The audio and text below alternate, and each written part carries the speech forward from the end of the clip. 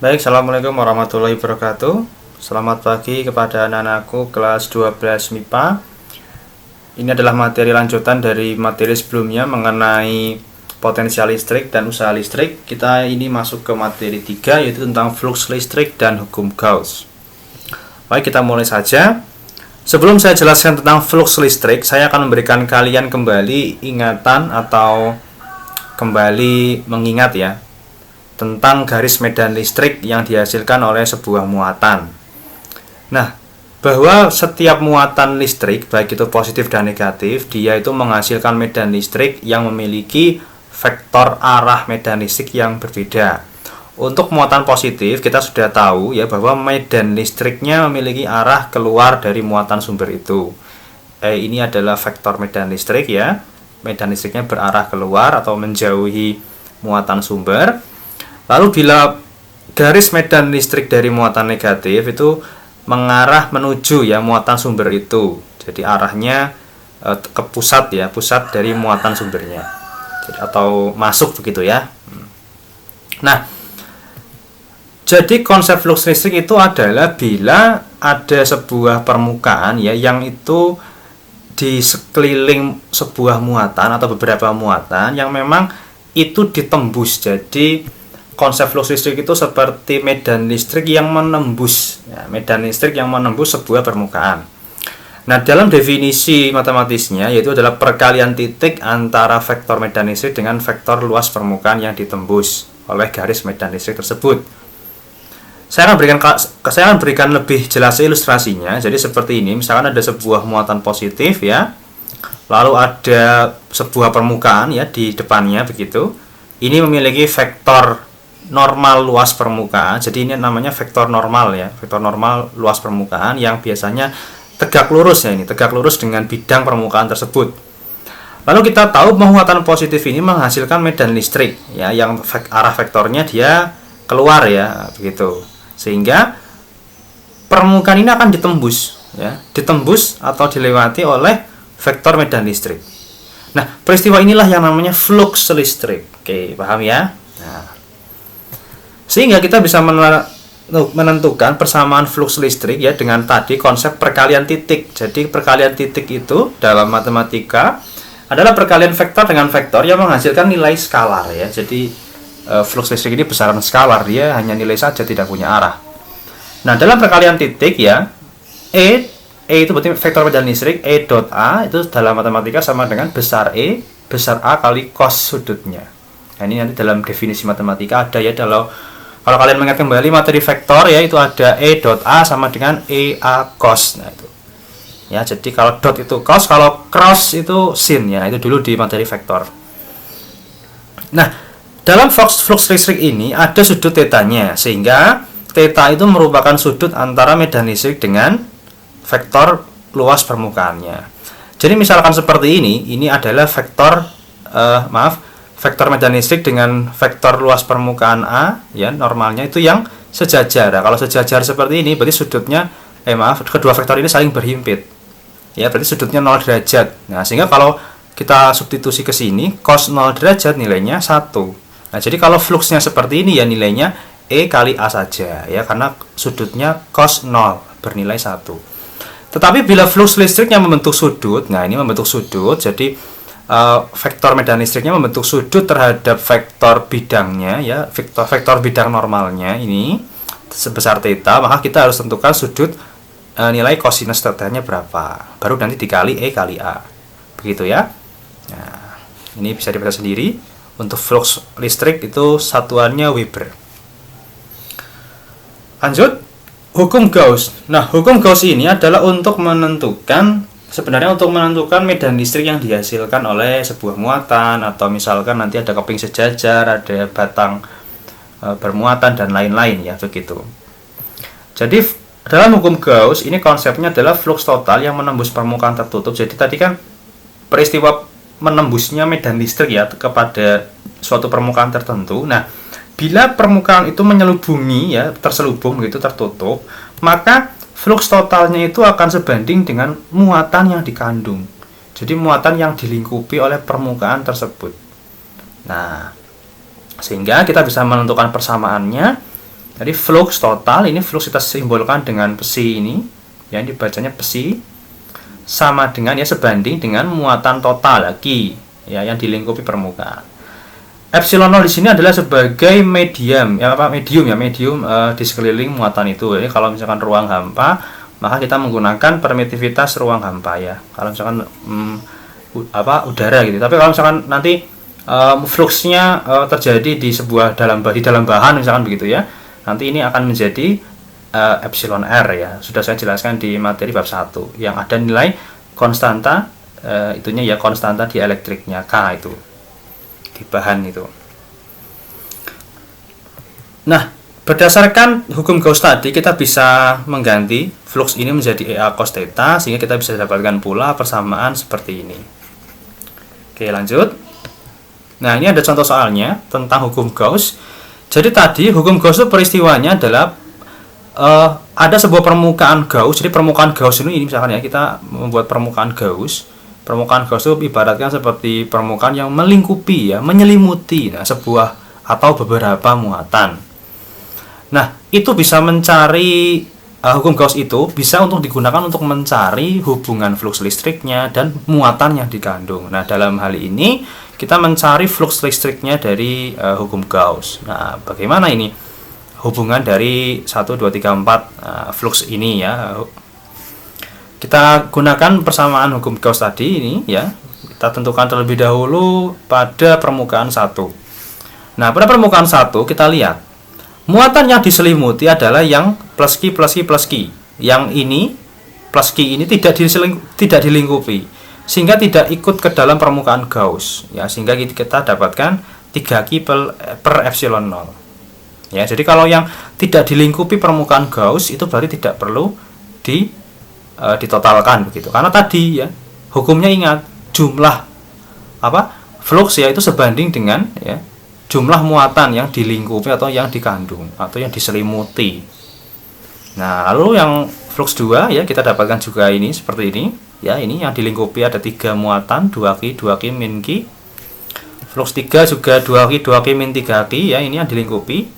Nah, yang flux 4 juga begitu. Ini ada muatan plus 5Q tapi dia tidak diselimuti oleh permukaan Gauss, sehingga ya yang kita operasikan hanya yang ada di dalam atau yang dikandung, yang diselimuti ya oleh permukaan Gauss itu. Jadi hanya plus 4, plus 2 dan min 3. Nah, sehingga kita dapatkan ini ternyata flux di setiap permukaan 1, 2, 3, 4 itu nilainya sama. Nah, sehingga jawabannya E. Paham ya? Jadi seperti itu penerapan hukum Gauss. Nah, penerapan lainnya itu adalah seperti menentukan medan listrik pada 2 pelat sejajar. Nah, 2 pelat sejajar inilah yang nanti akan kita jadikan dasar untuk mempelajari kapasitor nanti di bab setelah ini ya. Jadi 2 pelat sejajar itu adalah 2 keping yang memiliki muatan positif dan negatif ya, sebesar sigma, ini plus sigma dan min sigma. Artinya sigma ini adalah muatan persatuan luas begitu. Nanti kalau di kapasitor langsung saja muatannya, misalnya ini muatannya 2 kolom ya, berarti nanti di sini plus 2 kolom, di sini minus 2 kolom begitu ya. Nah, keping ini terpisah sejauh D ya, ini medan listriknya ya ke arah sini. Nah, untuk 2 keping sejajar ini ya, medan listrik yang dihasilkan adalah ini. Jadi delta V perbedaan potensialnya dibagi jarak antar keping. Nah, ini persamaan ini sebenarnya hubungan antara beda potensial dengan medan listrik ya, yang sudah pernah dibahas di di materi pertama. Nah, berdasarkan hukum Gauss kita dapatkan ya, maka kita bisa mengubah ini sudut cos theta-nya, karena di sini E dengan A itu adalah sejajar ya, atau berhimpit, sehingga cos 0 ya, cos 0 derajat menjadi 1. Nah, begitu. Jadi ini turun ya, kita dapatkan persamaan ini. Lalu, nah ini tadi sigma tadi ini, yang maksud saya tadi ini loh, adalah muatan persatuan luas ya. Jadi ini Q per A kita jadikan sigma. Oke, gitu. Selanjutnya, penerapan hukum Gauss pada bola konduktor yang berongga. Nah, kita bisa menentukan bagaimana medan dan potensial listriknya. Jadi ada sebuah bola konduktor, ini saya gambarkan dengan ilustrasi lingkaran ya. Jadi ada sebuah bola konduktor berongga ya. Jadi berongga itu tidak pejal ya.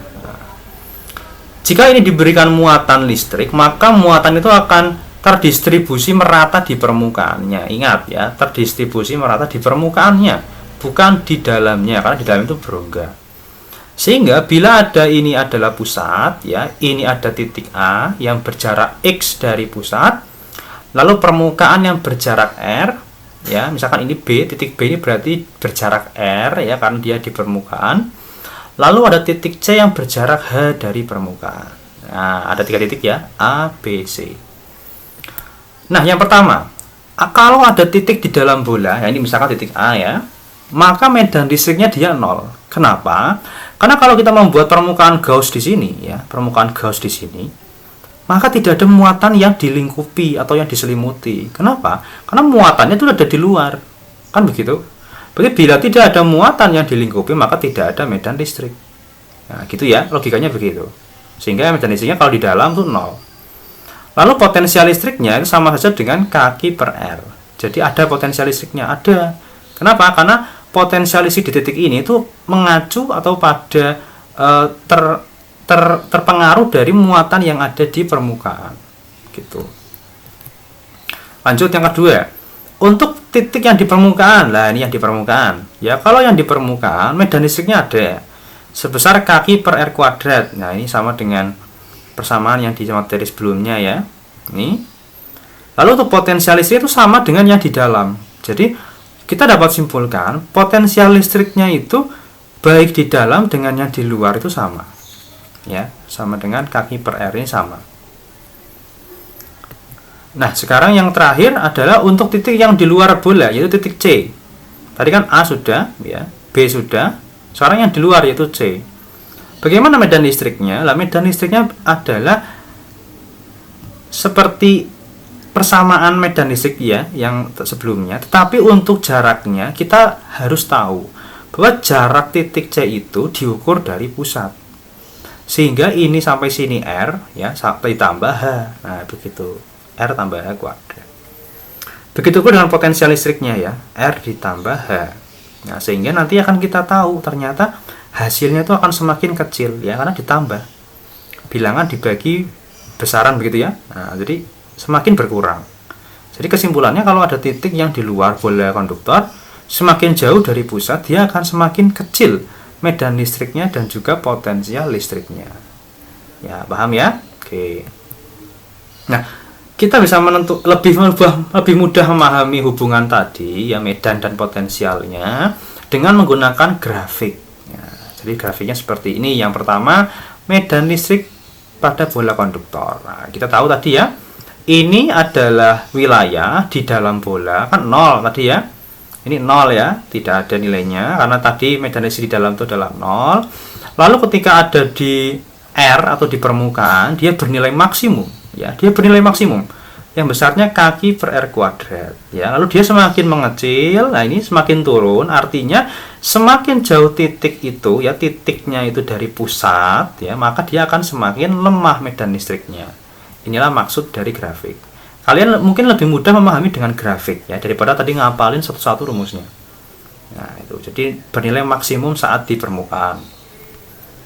Selanjutnya grafik yang potensial listrik. Nah, ini ada nilainya ya. Jadi pada potensial listrik itu kalau di dalam bola dan di permukaan itu ada nilainya dan nilainya sama besar. Ya, nilainya sama besar dan itu sudah maksimum. Jadi nilai maksimumnya itu pada potensial listrik itu dari dalam sampai permukaan. Nah, titik yang berada di luar ini, di luar bola ya, dia akan semakin jauh, maka potensialnya akan semakin turun ya, karena tadi yang dibagi R ditambah H. Nah, itu ya, saya semakin mengecil atau semakin melemah ya bahasanya. Ya, itu adalah materi tentang flux listrik dan hukum Gauss ya. Selanjutnya kalian bisa mengerjakan soal latihan. Ini nomor 1 adalah soal latihan tentang flux listrik. Nah, ini ya, bagaimana bila medan listrik tegak lurus bidang ya, seperti tadi. Medan listrik sejajar. Nah, kalau sejajar sudutnya berapa? 0. Kalau tegak lurus 90 ya, gampang ya. Nah, ini tinggal dicari saja dengan rumus flux listrik tadi yang EA cos theta ya, gitu. Lanjut nomor 2. Lah, ini saya ambil dari www.ayosekolahfisika.com ya. Ini soal tentang flux listrik yang ini menerapkan hukum Gauss ya. Nah, kamu waspada ini. Tadi misalkan ini ada berapa penampang? S1, 2, 3, ada 5, oh ada 6. Nah, ada 6. Kamu satu-satu nanti. Jangan flux 1, ya, seperti contoh yang saya berikan tadi ya. Flux 1 berarti ini 1 berarti segini ya.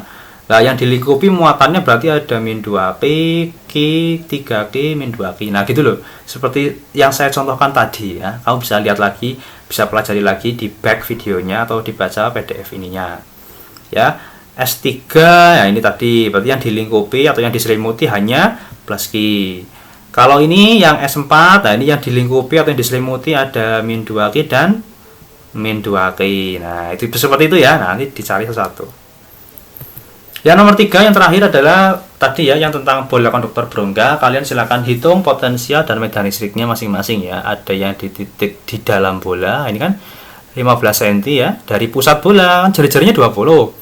Nah, berarti yang pertanyaan A ini masih di dalam bola. Nah, ini yang B berarti tepat di permukaan ya karena 20 cm dari pusat. Jari-jarinya kan 20. Nah, berarti ini tepat di permukaan. Nah, kalau pertanyaan C itu 10 cm di luar. Nah, ini berarti sudah di luar, titik itu ada di luar permukaan bola ya. Begitu, silakan dikerjakan, dipahami lagi materi ini dengan baik. Semoga sehat selalu. Terima kasih, saya tunggu uploadnya di e-daring fisika kita. Baik, assalamualaikum warahmatullahi wabarakatuh.